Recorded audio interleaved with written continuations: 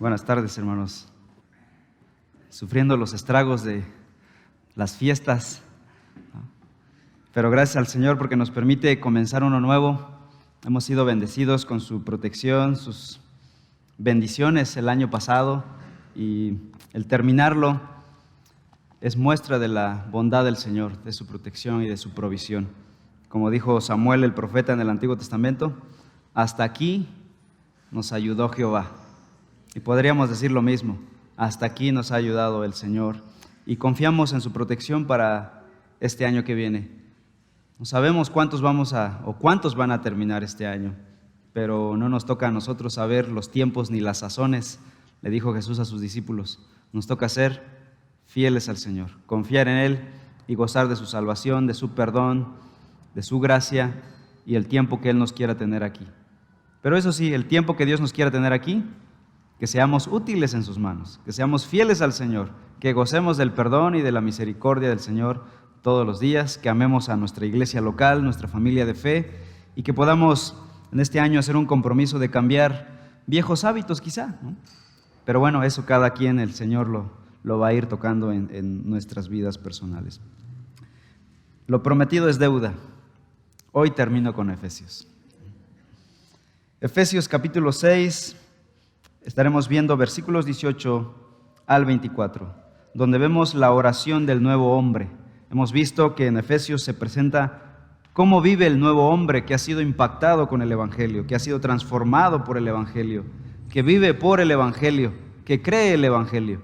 No es un fanático de la religión, no es alguien simpatizante de la iglesia o del movimiento evangélico, sino es un hombre transformado por la verdad del Evangelio. No anda a medias tintas, no vive de forma carnal, material, malvada, superficial, hipócrita, sino vive el Evangelio de forma real en su vida todos los días. ¿Cómo vive? Hay una fotografía de esto en los capítulos 4 al 6. Y aquí al final Pablo ha estado hablando acerca de la armadura de ese nuevo hombre que Dios le ha dado para que él pueda vivir la fe en victoria contra las acechanzas de Satanás.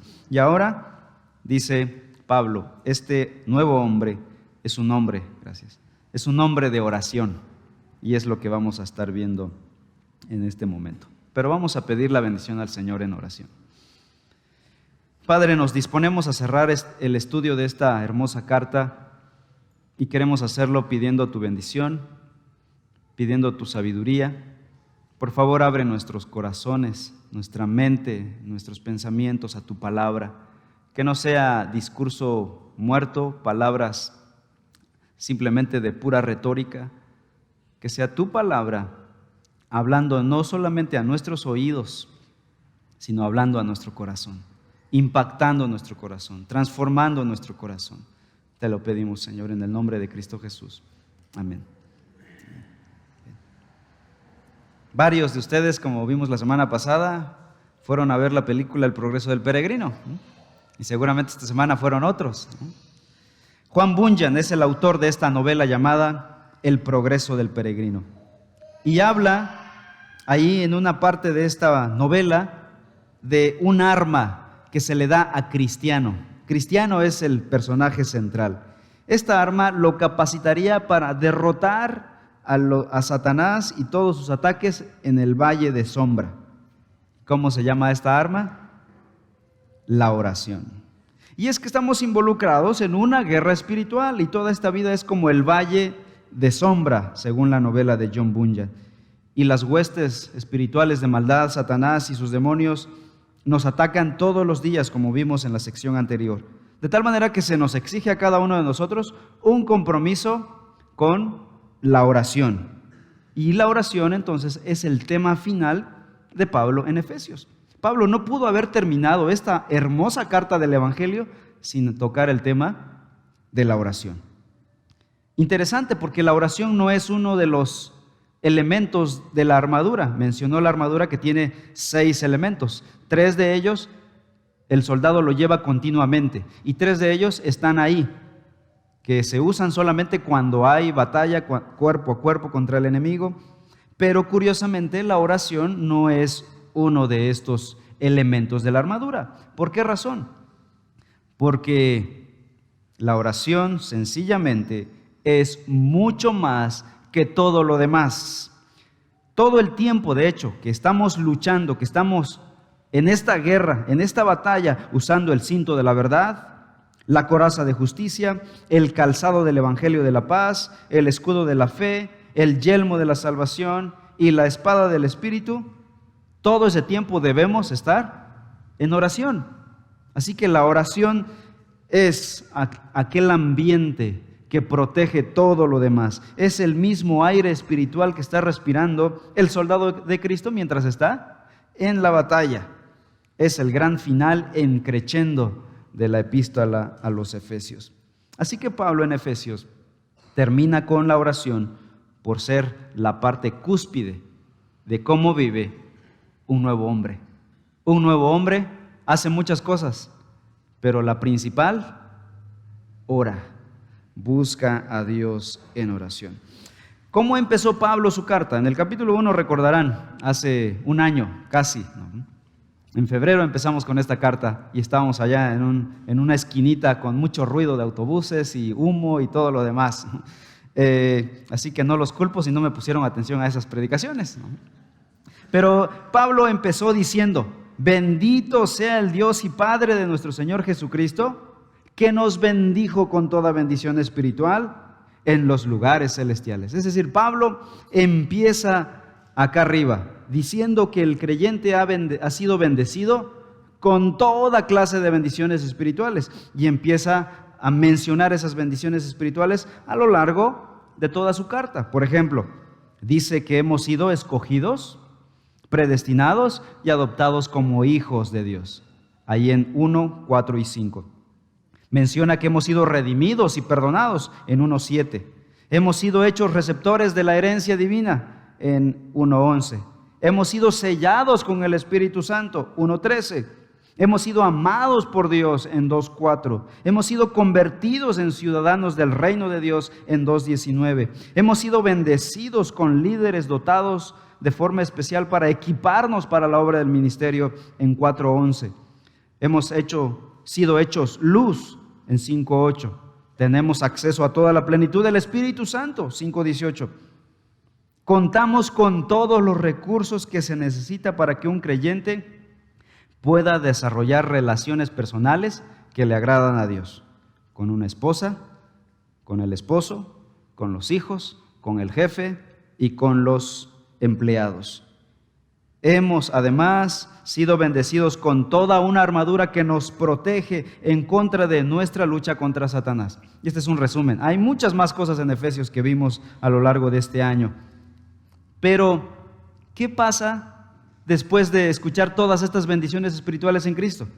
Un creyente, después de ahora estar consciente, después de haber analizado Efesios y verse ahora con todas estas bendiciones espirituales, podría ser tentado a sentirse satisfecho consigo mismo y puede caer en la arrogancia espiritual y decir: soy hijo de Dios, soy heredero, soy perdonado, soy protegido, soy amado, soy el preferido de Dios. Algunas personas dicen, algunas damas dicen: soy la princesa de Dios, ¿no? Como haciendo a un lado a las demás hermanas, ¿no? Y todos los demás pues pasamos a ser cristianos de segunda clase, ¿no? Un creyente podría caer en la arrogancia espiritual después de saberse amado, bendecido desde antes de la fundación del mundo, y puede convertirse en un cristiano orgulloso porque es bendecido. El peligro de las bendiciones, interesante. Lo que el ser humano puede hacer con las bendiciones espirituales. Somos tan malvados, nuestro corazón es tan pervertido, que aún las bendiciones espirituales pueden ser torcidas. Y es lo que ha pasado en la actualidad. Hay un despertar en las doctrinas de la gracia, de la teología reformada, que está llegando a América Latina, a nuestras iglesias. Se están plantando nuevas iglesias con una teología sólida, centrada en la palabra. ¿Y qué está pasando? Que ahora muchas de ellas o muchos hermanos se están volviendo orgullosos y están viendo con desdén a las iglesias que no tienen una sólida teología, ¿no? En vez de voltear a ver con humildad, con gratitud al Señor y con amor y orando por ellos, decimos, nosotros somos una iglesia reformada, ¿no? Somos una iglesia con teología sólida, ¿no? Aquí se predica el evangelio, las marcas de la iglesia, predicación expositiva. Pero allá, puro ruido, ¿no? Y empezamos en nuestros pensamientos. Puede ser que estés diciendo alguna verdad. Y puede ser que allá no tengan esa bendición. Y puede ser que el liderazgo allá esté pervirtiendo el evangelio. Y sean dignos de condenación. Y Dios les dará su justo pago. Pero eso no nos da libertad a nosotros de jactarnos. Las bendiciones espirituales no deben volvernos jactanciosos.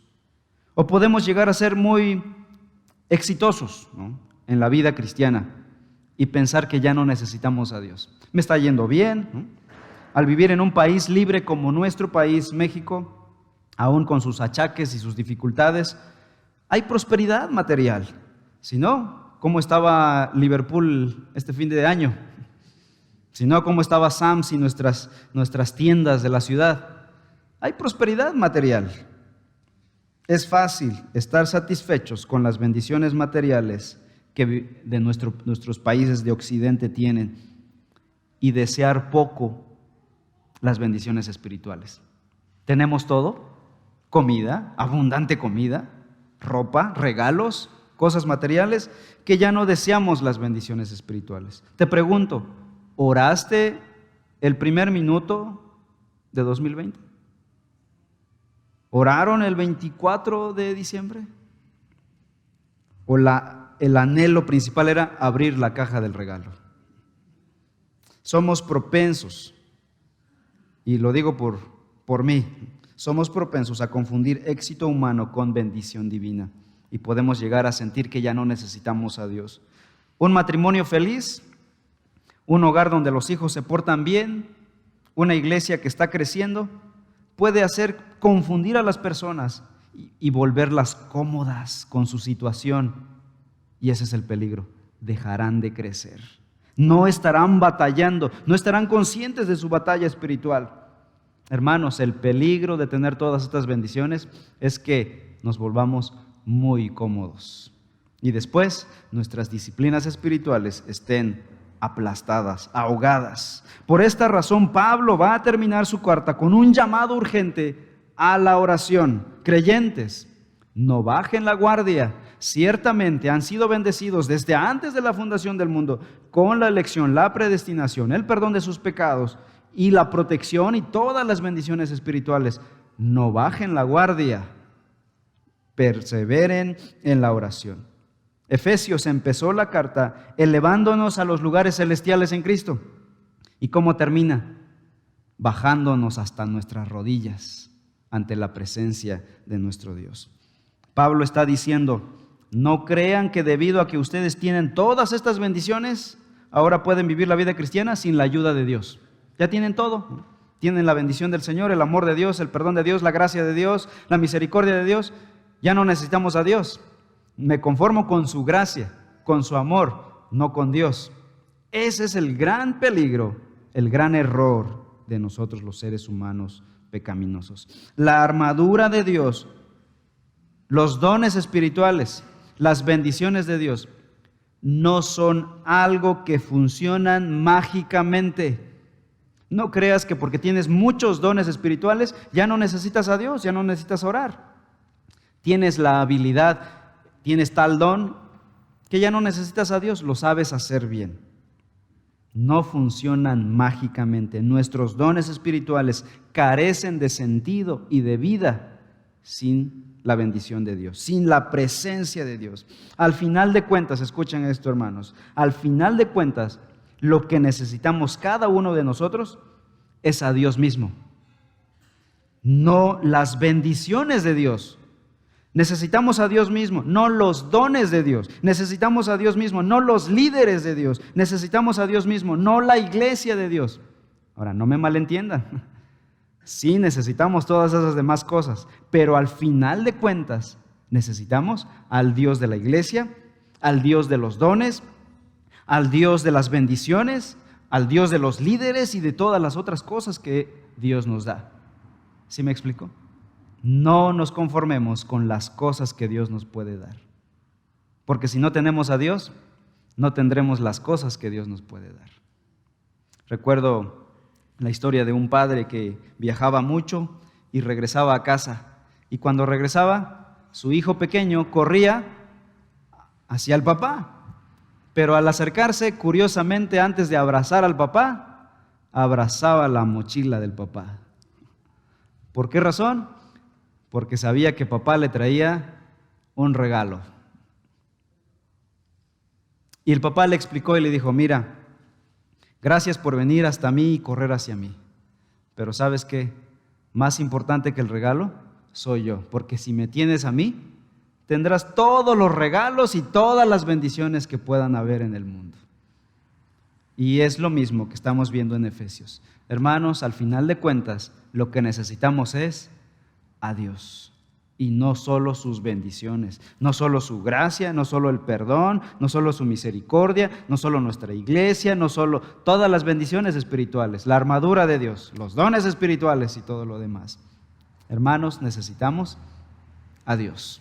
No seamos como el niño que corría primeramente a la bolsa de los regalos, antes que al papá. Y Pablo nos dice que al final de cuentas lo que necesitamos es a Dios. ¿Y cómo tenemos acceso a Dios? Por medio de la oración. Analicemos pues la oración que el llamado de Pablo a la oración aquí en estos versículos. En primer lugar, dice en el versículo 18, vemos la instrucción general a la oración. ¿Cómo ora un creyente? Dice: orando en todo tiempo, con toda oración y súplica en el Espíritu, y velando en ello con toda perseverancia y súplica por todos los santos. En primer lugar, veamos la clase de oración. Usa dos palabras para mencionar la oración. Dice que orando en todo tiempo, ¿con qué cosa? Con toda oración y súplica. La palabra oración se refiere a las peticiones generales, orar en general, mientras que súplica se refiere a las peticiones específicas. El uso de ambas palabras, oraciones y peticiones, apunta a la idea de que nosotros debemos ser cristianos que se involucren en toda clase de oración, según sea la necesidad, según sea la situación. Podemos orar en público o en privado, clamando en voz alta o en silencio. Podemos orar de forma planeada o de forma espontánea, sentados, de pie, arrodillados o aún acostados. En la casa o en la iglesia, en el trabajo o mientras viajamos, con las manos arriba, abajo, juntas o separadas, con los ojos abiertos o cerrados, con la cabeza inclinada o mirando al cielo. La Biblia no prescribe un tipo de posición física para la oración. De hecho, en el Antiguo Testamento y el Nuevo Testamento vemos todas estas cosas como posturas correctas delante de Dios. Jesús oró de pie, sentado, arrodillado, y es muy probable que con los ojos abiertos y cerrados. De hecho, hay una parte, Juan 17, y alzando los ojos al cielo, oró: Padre. ¿Cerró los ojos Jesús ahí? Abrió los ojos para orar. Ahora, ¿nosotros por qué cerramos los ojos? Bueno, para no desconcentrarnos, básicamente. Yo en lo personal tengo que cerrar mis ojos porque si no estoy volteando a ver y mirando y me distrae una mariposa, me distrae un mosco, una mosca. Entonces necesito personalmente concentrar. Pero no es algo que mandamos, hermanos. La ley aquí en Reforma es que todos oren con manos arriba o manos abajo, ¿no? O de pie o de rodillas. Lo hacemos por reverencia, por seguir una unidad de pensamiento. Primera de Timoteo 2:8. Quiero pues, dice Pablo, que los hombres oren en todo lugar. Y eso implica en todo momento y de todas las maneras. Para el cristiano fiel y lleno del Espíritu Santo, cualquier lugar se convierte en un lugar de oración. Dice Pablo aquí en el versículo 18, orando en todo tiempo. Los judíos de tiempos del apóstol Pablo tenían varias horas prescritas para la oración diaria. De hecho, ellos tienen su horario marcado. Los musulmanes también tienen 5 momentos de oración al día. y llegado el momento tienen sus cronómetros donde quiera que estén al piso, ¿no? Y tienen un horario, tienen una forma litúrgica y tienen ciertas palabras que decir y cumplir cierto tiempo. Pero cuando llegó el nuevo pacto, cuando se instauró el nuevo pacto con la muerte de Cristo en la cruz, la oración fue traída a una nueva dimensión. Jesús mismo dijo: velad pues en todo tiempo orando. No dijo: esperen a la hora tal. Romanos 12:12 dice: gozosos en la esperanza, sufridos en la tribulación, constantes en la oración. Filipenses 4:6: por nada estéis afanosos, sino sean conocidas vuestras peticiones delante de Dios en toda oración y ruego con acción de gracias. Colosenses 4:2: perseverad en la oración, velando en ella con acción de gracias. No existe un solo momento en que no necesitemos orar, en que no sea tiempo de orar y que hay que esperar hasta el tiempo de orar. No existe un solo momento en que no necesitemos orar. No existe un tiempo en cuando Dios no esté oyendo. No podemos decir: Dios escucha hasta las 3:15, como el Ramadán, ¿no? Dios no escucha a la 1, a las 2. Nuestro verdadero carácter como cristianos se probará en nuestro compromiso de oración. Una persona puede haberse graduado de un seminario, puede ser un hombre de alta moral, puede ser un gran cristiano, pero su verdadero conocimiento de Dios vendrá por medio de su vida privada de oración. Ahora, nota aclaratoria aquí. Cuando Pablo dice orando en todo tiempo, no significa que todo el tiempo estás, Padre, aquí balbuceando palabras, Señor, en todo tiempo, ¿no? ¿Qué haces, hermano? Estoy orando en todo tiempo, ¿no? Balbuceando a donde sea, no estás en el trabajo y balbuceando o haciendo algo, un movimiento. Orar en todo tiempo no significa que debamos orar de un modo formal durante todo el tiempo de nuestra existencia. De hecho, Jesús y los apóstoles no lo hicieron. Ellos tenían tiempo para otras cosas. ¿Qué significa orar en todo tiempo? Tampoco significa, antes de decir qué es, orar de forma ritualista y mecánica, cumpliendo horarios, usando un libro de oraciones, usando mantras o usando objetos para apoyarse en la oración. De hecho, Jesús dijo en Mateo 6:7, y orando no usen vanas repeticiones como los paganos, que piensan que por su palabrería o por sus mantras serán oídos. Jesús está prohibiendo este tipo de cosas. Entonces, ¿qué significa orar en todo tiempo? Es vivir con una conciencia continua de Dios. Repito, orar en todo tiempo significa tener una conciencia continua de Dios, de tal manera que todo lo que vives, todo lo que experimentas en esta vida se convierten en un motivo de oración. Estás en constante conciencia de que estás frente a Dios. Los reformadores decían, coram Deo, siempre delante de Dios, en presencia de Dios. El hermano fallecido ya, R.C. Sproul, usaba esta expresión latina, coram Deo, y la definía así. Coram Deo significa vivir toda la vida en la presencia de Dios, bajo la autoridad de Dios y para la gloria de Dios. Estar conscientes de la presencia de Dios. Ahora, cuando vives coram Deo, cuando estás consciente de la majestad, de la presencia, de la omnipotencia de Dios y de la omnipresencia de Dios, de la omnisciencia de Dios, ¿qué va a pasar cuando seamos tentados? Cuando seamos tentados, traemos la tentación delante de Dios y pedimos su ayuda. Cuando experimentamos algo bueno, oramos en gratitud a Dios. Al ver la maldad a nuestro alrededor, oramos para que Dios enderece lo torcido. Cuando nos encontramos con un no creyente, oramos pidiendo que Dios lo traiga a salvación. Cuando tenemos problemas, acudimos a Dios pidiendo su socorro, su ayuda. Vivimos coram Deo, siempre conscientes de la presencia de Dios.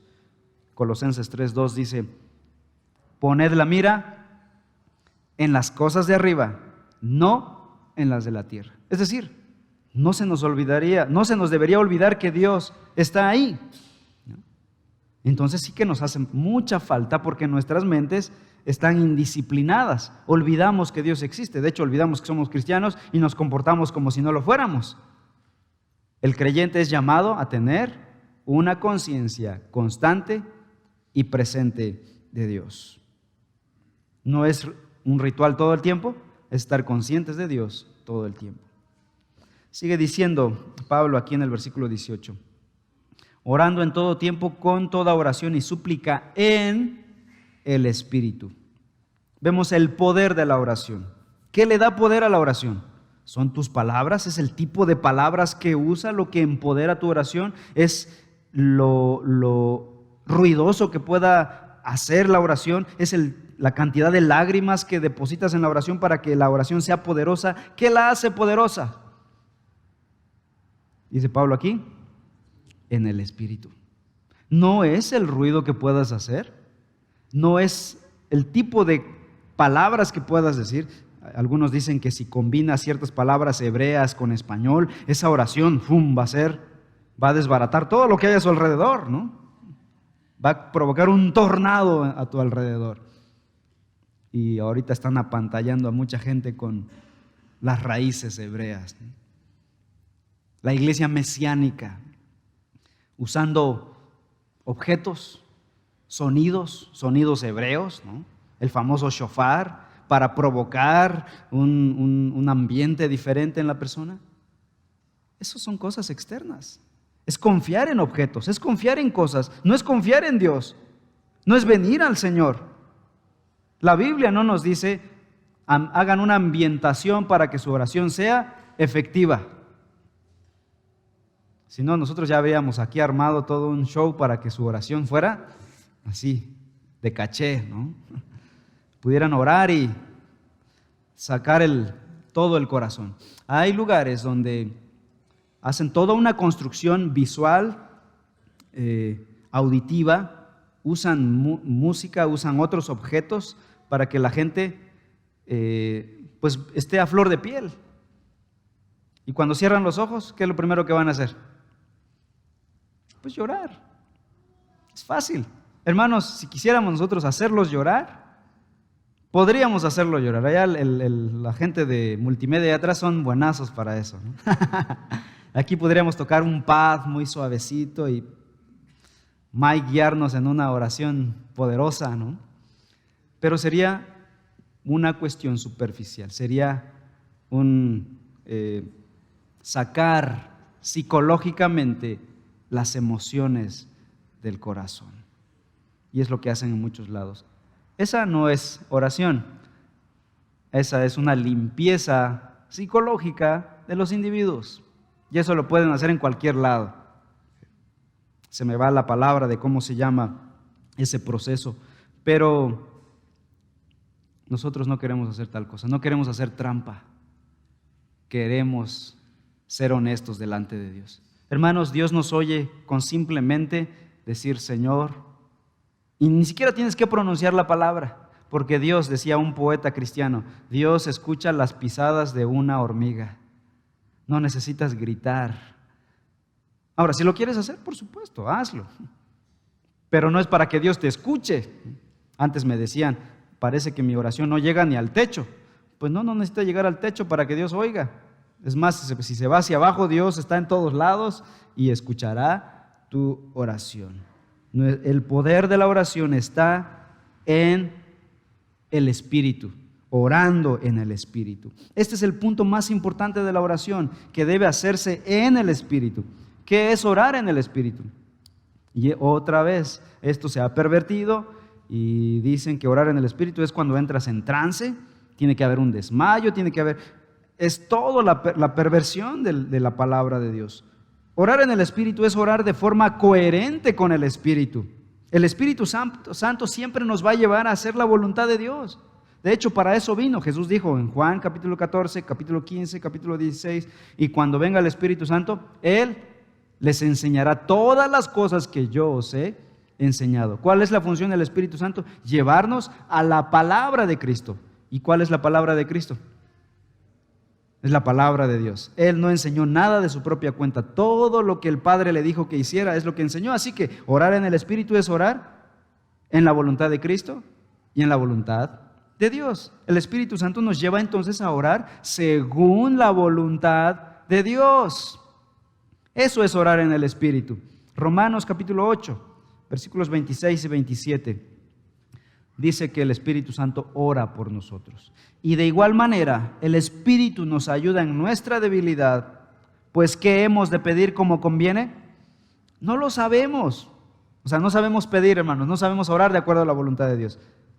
Pero dice este versículo 26, pero el Espíritu mismo intercede por nosotros con gemidos indecibles, mas el que escudriña los corazones sabe cuál es la intención del Espíritu, porque conforme a la voluntad de Dios, ora por nosotros. Ahí está. Así que el Espíritu Santo ora por nosotros de acuerdo a la voluntad de Dios. Orar en el Espíritu es orar de acuerdo a la voluntad de Dios. Es alinear entonces nuestra mente, nuestras peticiones, nuestra oración a la mente de Dios, a la voluntad de Dios, a los planes de Dios. Es ser consecuentes con el plan de Dios. Sigue diciendo Efesios 6:18. Orando en todo tiempo, con toda oración y súplica en el Espíritu, y velando en ello con toda perseverancia y súplica. Jesús dijo a sus discípulos que velaran y oraran, es decir, perseveren en la oración, aguanten en la oración. Pablo en 1 Tesalonicenses 5:17 dice, orar sin cesar. La palabra perseverada aquí en Efesios 6:18 significa ser constante. Y esto es difícil, ¿verdad? Por ejemplo, ahorita en Año Nuevo seguramente alguien hizo algún pacto, algún compromiso para el año 2020. Este año prometo no usar tanto el celular, ¿no? Y quizá ya lleva una semana usando poco el celular, pero ya la próxima semana, ¿no? Algunos dicen, este año voy a hacer ejercicio, voy a salir a correr, y aguantan 1, 2 semanas y a la tercera para abajo, ¿no? Algunos dicen, voy a leer toda la Biblia, ¿no? Y llegan, aguantan Génesis, algunos sobreviven en Éxodo, otros se mueren en el desierto de Números, y hasta ahí llegaron, ¿no? Podríamos decir que no somos constantes. Y Pablo nos dice, perseveren. Perseverar es ser constantes.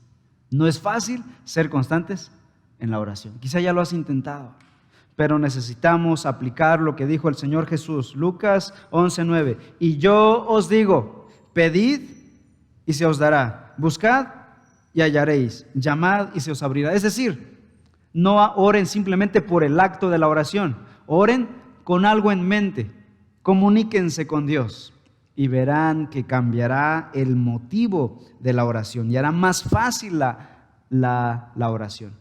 Es como cuando en nuestro noviazgo, los que somos casados, ¿no? Queríamos platicar con nuestro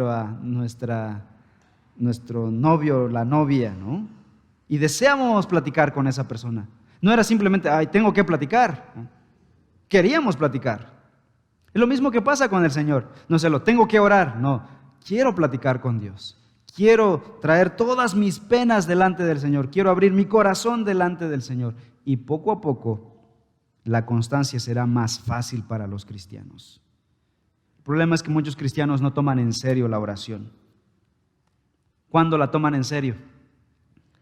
Hasta que vienen los problemas a su vida. Y en un abrir y cerrar de ojos se convierten en personas de oración. Así somos los seres humanos.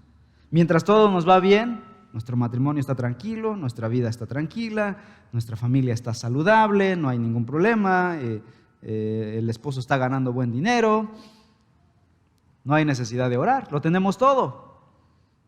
Pero cuando viene la enfermedad, viene la crisis, viene la depresión, vienen los problemas, entonces doblamos las rodillas. Hermanos, no tenemos que llegar hasta ese momento para empezar a orar. Tenemos que orar y hacer de la oración parte de nuestra vida, parte de nuestro oxígeno de todo momento, de todo tiempo. Es importante orar por necesidades físicas, sí, pero nuestra prioridad debería ser nuestras necesidades espirituales. Orar por victoria sobre la tentación. Deberíamos orar por el perdón de nuestros pecados. Deberíamos orar por nuestra santidad personal. Deberíamos orar para que los incrédulos confíen en Cristo Jesús y sean salvos. Deberíamos orar por estas cosas espirituales. Pero si oramos, nuestras oraciones están cargadas de peticiones materialistas. Yo quiero. A veces yo oro y me acuerdo de mi hijo cuando me está pidiendo, quiero esto, quiero aquello, quiero este dulce, y solo piensa en él. Y a veces me veo a mí mismo haciendo lo mismo. El llamado de Pablo a la oración es el de la guerra espiritual. Y su oración está por encima de oraciones materiales. ¿Sí? Nuestras oraciones más profundas por nuestro cónyuge, por nuestros hijos, por nuestros hermanos, por nuestro pastor, por nuestros misioneros, es que ellos ganen la batalla espiritual contra Satanás. Podríamos examinar las oraciones de Pablo en sus epístolas y nos vamos a dar cuenta de cómo oraba Pablo. Principalmente su enfoque estaba en los beneficios espirituales de los creyentes. Hay varias oraciones de Pablo en sus cartas, pero examinemos, por ejemplo, Colosenses capítulo 1. Por favor, busquen en sus Biblias Colosenses 1, 9 al 11.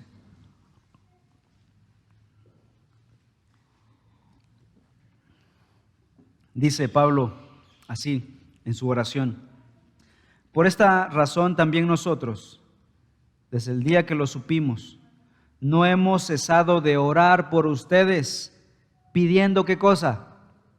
Pidiendo que sean llenos del conocimiento de su voluntad en toda sabiduría y comprensión espiritual, para que anden como es digno del Señor, haciendo en todo lo que le agrada, dando fruto en toda buena obra y creciendo en el conocimiento de Dios. Rogamos que ustedes sean fortalecidos con todo poder según la potencia de su gloria, para obtener toda perseverancia y paciencia con gozo.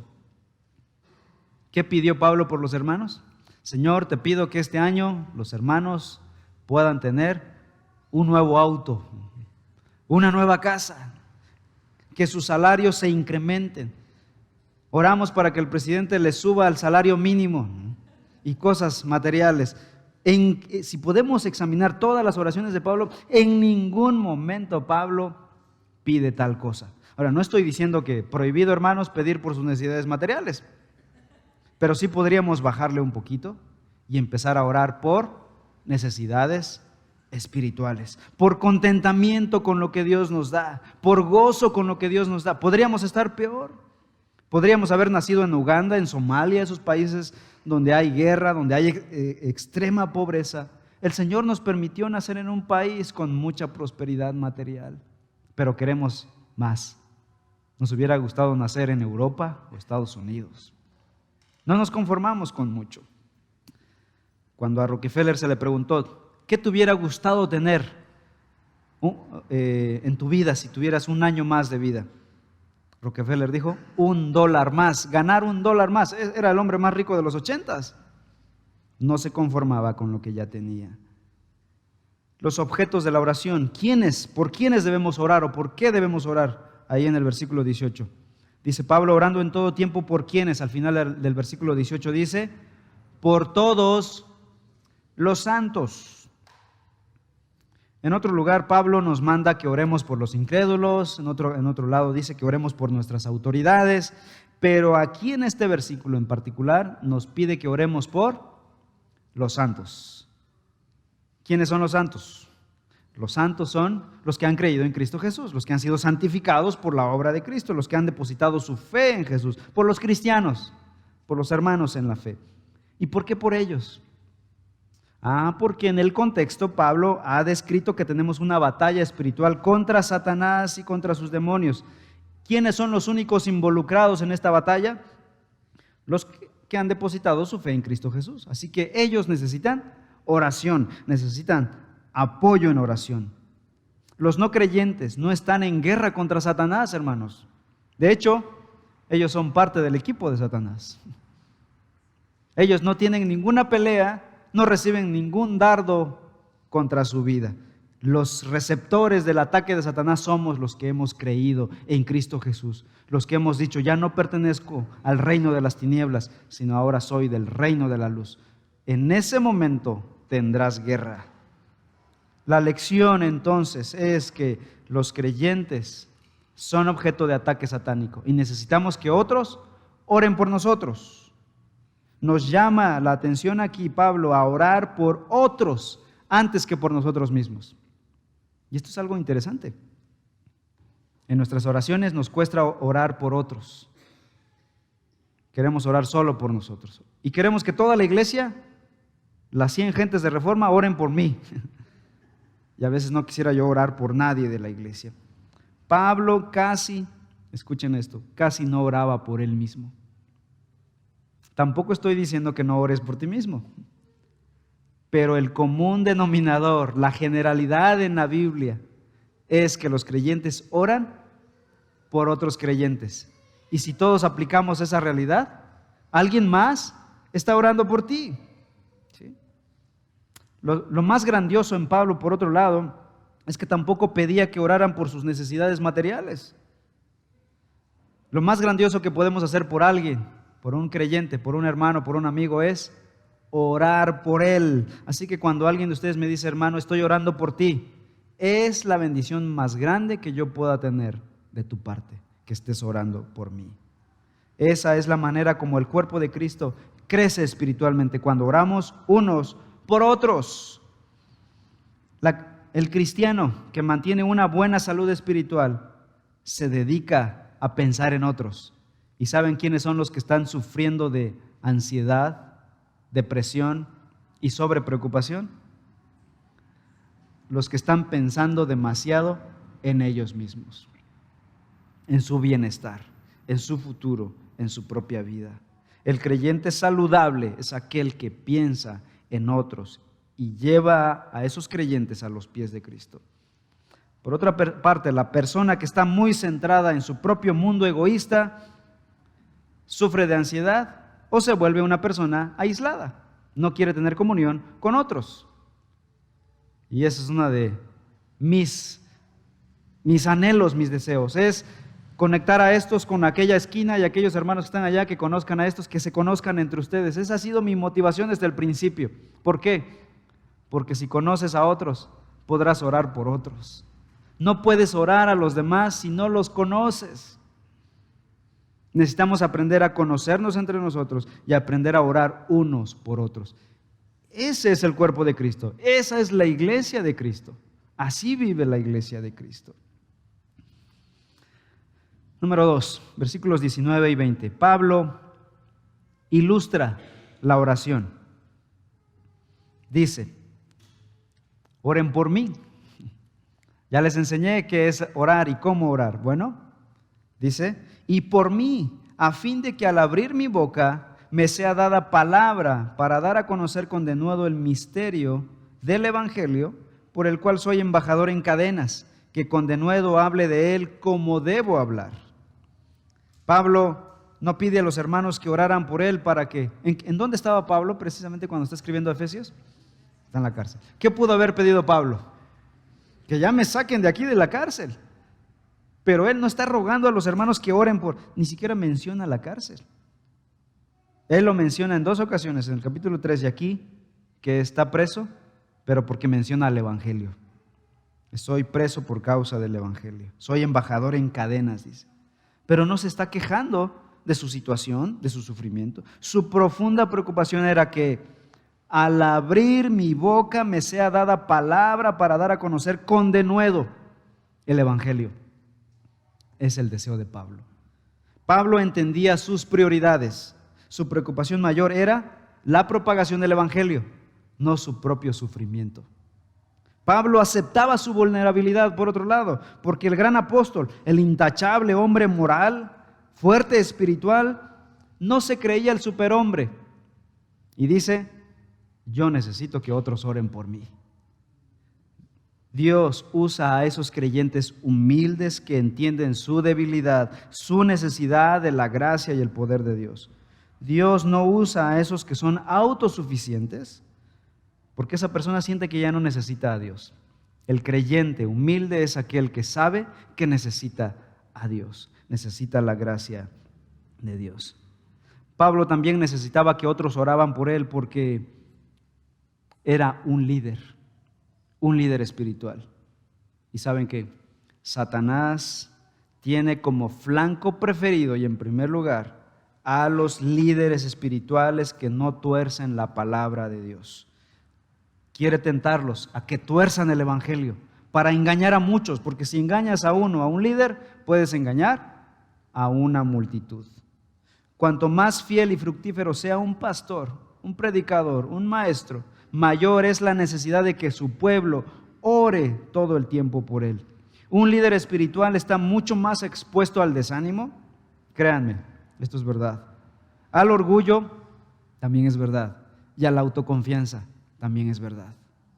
Más vale orar por su líder si no quieren que se desanime, se vuelva un soberbio o un autosuficiente. Por otro lado, Satanás usará todo lo posible para que los líderes espirituales capaciten a otros para la obra del ministerio, como dice en el capítulo 4, versículo 12. O sea, Satanás no quiere que estos líderes equipen a otros, porque se van a multiplicar. Vamos a dejarlo así, que solo él sepa y los demás permanezcan en la ignorancia. Así los tengo todo bajo mi control. En los GPs yo les he pedido y les he enseñado, hermanos, a orar por su pastor. Y no es porque yo sea un egoísta, sino porque conozco mi vulnerabilidad. Y porque sé que si no oran por mí, los afectados serán la iglesia.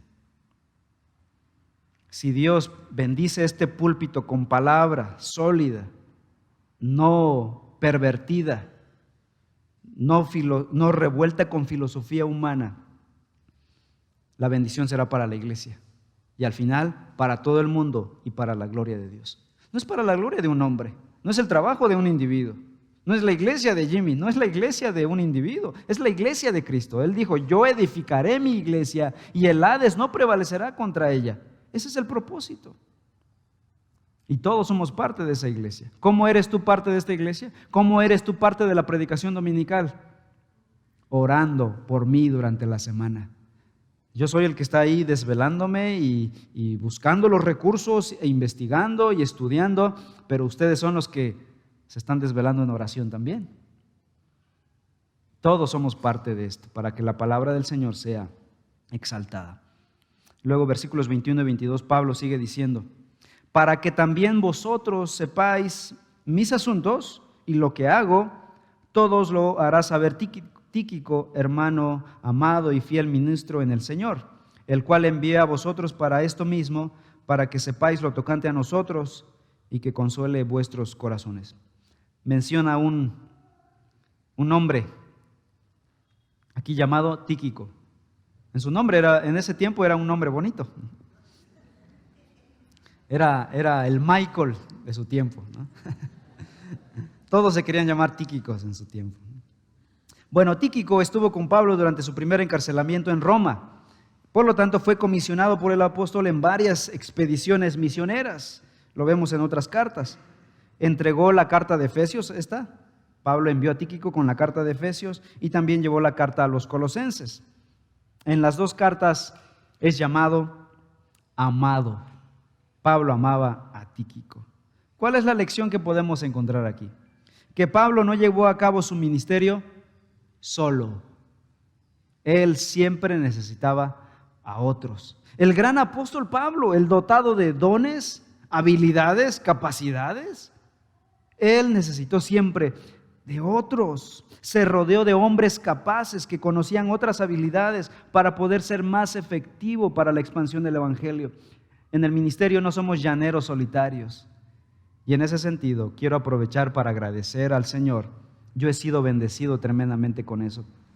Porque el Señor ha bendecido Reforma con hombres dotados y mujeres habilidosas, hermanas que cocinan pero delicioso, ¿no? El 22 comimos pero hasta el hartazgo, ¿no? Y estuvo todo muy rico. Tenemos médicos, tenemos abogados, tenemos contadores, tenemos gente que nos ha hecho mucha ayuda, y al poner aquí todo lo que necesitábamos para esto, la cuestión legal en el municipio, varios de ustedes nos ayudaron a hacer todo esto. Yo no podría hacer tal cosa. Hay cosas en las que yo ya no necesito estar presente. Ustedes están haciéndolo. Y eso habla de la bendición del Señor. El Señor me ha bendecido rodeándome de gente con muchos dones y habilidades como ustedes. Y muchos de ustedes están creciendo en su compromiso para con el Señor y para con su iglesia. Y deseo que cada vez más se unan a esto y pongan sus dones, sus conocimientos para la obra de Cristo. Un día uno de ustedes me dijo: soy contador, ¿en qué puedo ayudar? Le dije: en mucho. Nos vas a ayudar en mucho. Todo lo que Dios les ha dado es para la obra del Señor. Tíquico era un hombre útil en el ministerio con el gran apóstol Pablo. Y luego al final, Pablo cierra con la bendición, versículos 23 y 24. Paz sea a los hombres y amor con fe de Dios Padre y del Señor Jesucristo. La gracia sea con todos los que aman a nuestro Señor Jesucristo con amor inalterable. Amén. Esta es la bendición final del apóstol Pablo para los hermanos. Y en ellos, en esta bendición, menciona tres cosas: la paz, el amor y la fe. Y son la línea de pensamiento que Pablo llevó desde el principio de la carta. Por ejemplo, la paz la mencionó en el capítulo 1, versículo 2, en el capítulo 2, en el capítulo 4 y ahora en el capítulo 6. El amor lo mencionó en el capítulo 1, en el capítulo 4, en el 5, etcétera, etcétera. La fe también la ha mencionado en toda la carta. Es la línea de pensamiento del apóstol Pablo. Es lo que une la carta del apóstol Pablo. Todos los argumentos están unidos unos a otros con esta tríada: la paz, el amor y la fe. ¿Por qué razón? Porque los únicos que pueden experimentar paz, el amor de Dios y la gracia de Dios son los creyentes. ¿Para quién es esta bendición? Dice: paz sea a los hermanos y amor con fe de Dios y Padre del Señor Jesucristo. Y dice: la gracia sea con todos los que aman a nuestro Señor Jesucristo. Esta bendición no es para los que no aman a Cristo Jesús, para los que no han depositado su fe en Cristo Jesús. Mis amados hermanos, no me queda más que decir con el apóstol Pablo, después de haber estudiado toda esta maravillosa carta de Efesios, que la gracia sea con todos ustedes que aman a nuestro Señor Jesucristo. Amén. Amén. Vamos a orar. Padre Celestial, gracias por esta maravillosa carta que dejaste para tu pueblo, para tu iglesia. Tuvo destinatarios específicos en el pasado, en el siglo I, para la iglesia que estaba en la zona de Éfeso, para las iglesias de esa región, que seguramente fueron bendecidas, fueron edificadas, crecieron grandemente. Y hoy esta carta sigue bendiciendo a muchos cristianos, quienes con compromiso nos venimos a estudiar, nos asomamos a las páginas de esta carta para encontrar los tesoros del Evangelio, profundizar en el Evangelio, amar el Evangelio. Y ahora, Señor, permítenos vivir el Evangelio y predicar el Evangelio. Padre Celestial, mi petición, mi ruego en el nombre de tu Hijo Jesús es que el estudio de tu palabra haga fuerte a esta iglesia y pueda cumplir la gran comisión. Te lo pedimos, Señor, en el nombre de Cristo Jesús. Amén. Feliz año, mis amados hermanos.